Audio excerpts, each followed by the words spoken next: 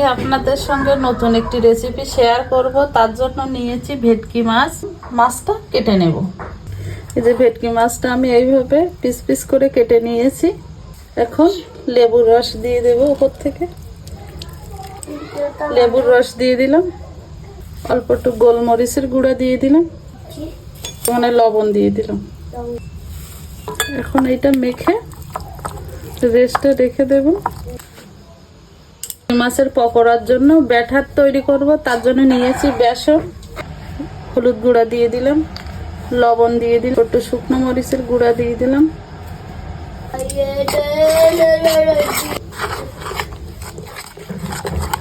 ব্যাটারটা রেডি করে নিয়েছি, তেল দিয়ে দিলাম। এখন পকোড়াগুলো ভেজে নেব।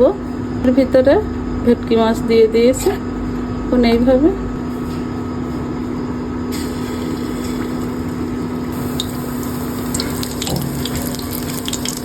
মাছের পকোড়া রেডি। কেমন হয়েছে কমেন্টে জানাবেন। আর আমার এই ধরনের ভিডিও যদি আপনাদের ভালো লাগে, আমার পেজটিকে ফলো করে আমার পাশে থাকবেন। আপনাদেরকে ভেঙে দেখাই, খেয়ে দেখাই।